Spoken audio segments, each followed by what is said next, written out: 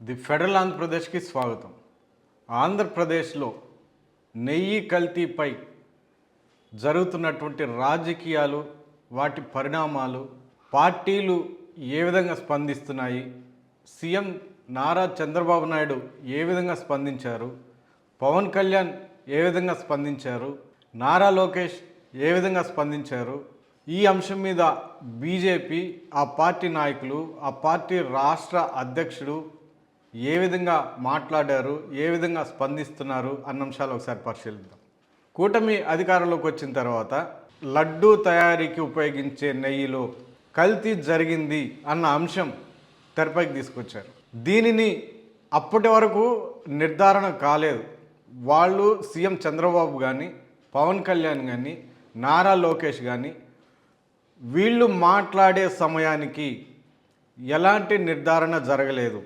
అప్పటికి ఎన్డీడీపీ ఇచ్చినటువంటి ప్రాథమిక సమాచారం ఆధారంగానే ఈ విషయాలు బయటకు చెప్పాల్సి ఉంది. కానీ ఎన్డీడీపీ కూడా నెయ్యిలో కల్తీ జరిగుండొచ్చు, అంతేకాని ఇది జంతు కొవ్వు అని చెప్పలేము అని చెప్పింది.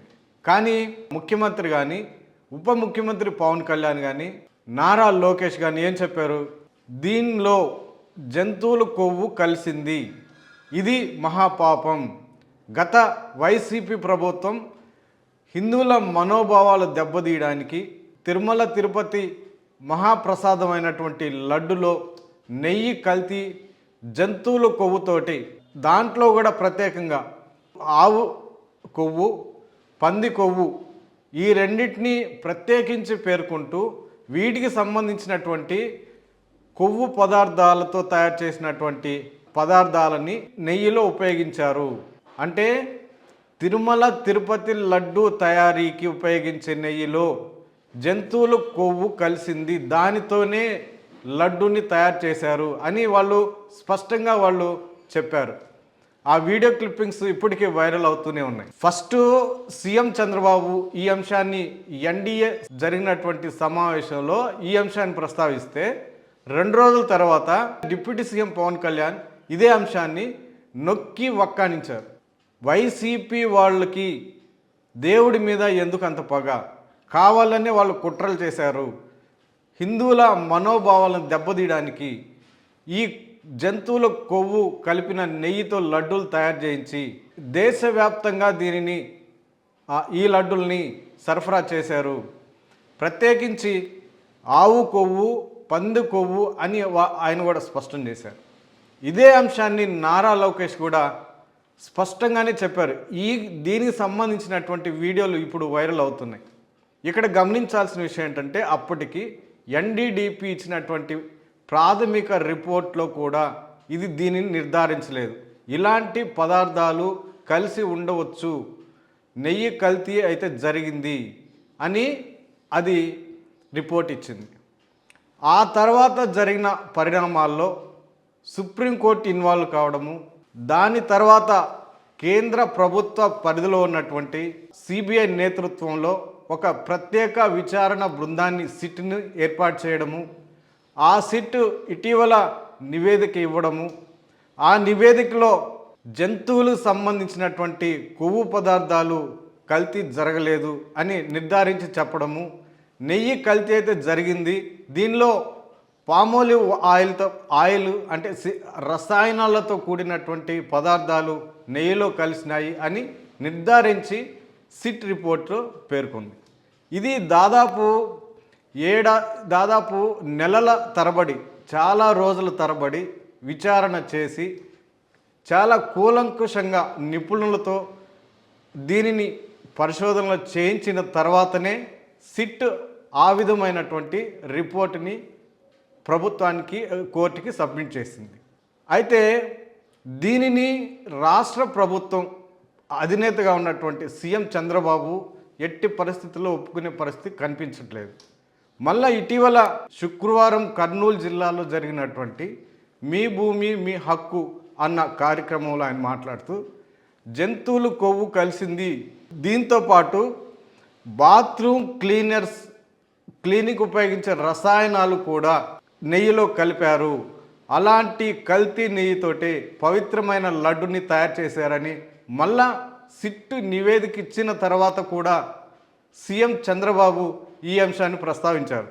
ఇప్పుడు ఇది రాష్ట్ర వ్యాప్తంగా మరో చర్చకు దారితీసింది.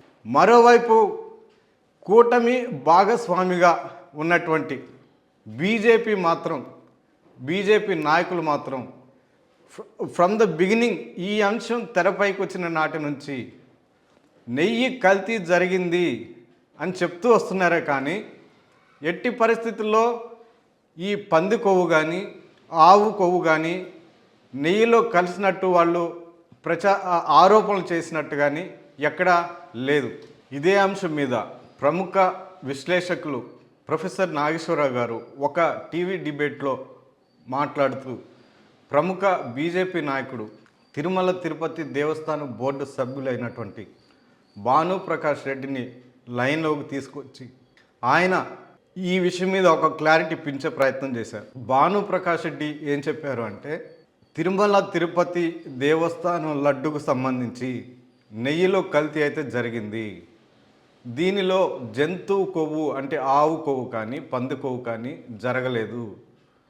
ఇలాంటి మహాపాపం గత ప్రభుత్వం అయినా ఎందుకు చేస్తుంది? ఎవరైనా ఇలాంటి పాపాలు చేయరు. నెయ్యిలో కల్తీ అయితే జరిగింది, ఈ విషయాన్నే మేము ప్రస్తావిస్తున్నాము అని ఆయన చాలా క్లియర్ కట్గా ప్రస్తావించారు. దీనికి సంబంధించిన వీడియోస్ కూడా సోషల్ మీడియాలో ఉన్నాయి.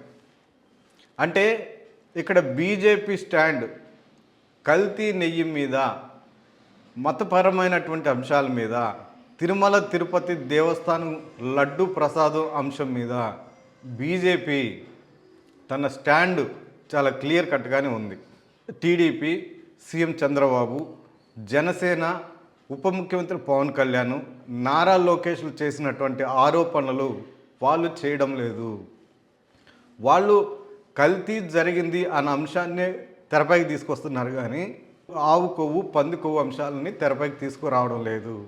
అంటే ఇక్కడ క్లియర్ కట్గా అర్థం చేసుకోవాల్సిన అంశాలు ఏంటంటే, బీజేపీ హిందూ సంబంధించినటువంటి అంశాలని ప్రధాన అజెండాగా ఉన్నటువంటి బీజేపీ ఇలాంటి అంశాల మీద ఇంత క్లారిటీగా ఉన్న సమయంలో హిందూ మనోభావాలని దెబ్బతీసే అంశాల పట్ల బీజేపీ క్లియర్ కట్ స్టాండ్ని ప్రదర్శిస్తున్న నేపథ్యంలో కూటమి పక్షాలు నారా చంద్రబాబు కానీ, నారా లోకేష్ కానీ, పవన్ కళ్యాణ్ కానీ, జనసేన కానీ ఎందుకు ఫాలో కావట్లేదు? వాళ్ళ స్టాండ్ అంత క్లియర్గా ఎందుకు ఉండడం లేదు అంటే, రాజకీయాల తిరుమల తిరుపతి లడ్డు అంశాన్ని ఆవు కొవ్వు పంది కొవ్వు అంశాలు జోడించి ప్రతిపక్షాల మీద బురద జల్లే ప్రయత్నాలు చేస్తున్నారు. దీని ద్వారా మతపరమైనటువంటి అంశాన్ని తెరపైకి తీసుకొచ్చి వైసీపీని, ఆ పార్టీ నాయకులని, జగన్మోహన్ రెడ్డిని కార్నర్ చేసే ప్రయత్నాలు చేస్తున్నారు అన్న విమర్శలు పెద్ద ఎత్తున వినిపిస్తున్నాయి. ఈ నేపథ్యంలో నిన్న శుక్రవారం అంటే ఈ సిట్టు నివేదిక ఇచ్చిన తర్వాత ఇన్ని పరిణామాలు చోటు చేసుకున్న నేపథ్యంలో సిట్టు నివేదిక క్లియర్ కట్గా ఇచ్చిన సమయంలో మళ్ళా తిరిగి నారా చంద్రబాబు నాయుడు అదే అంశాన్ని తెరపైకి తీసుకొచ్చి ఆరోపణలు చేయడంలో ఆంతర్యం ఏంటి అన్నది ఇప్పుడు రాష్ట్ర వ్యాప్తంగా చర్చనీయాంశంగా మారింది.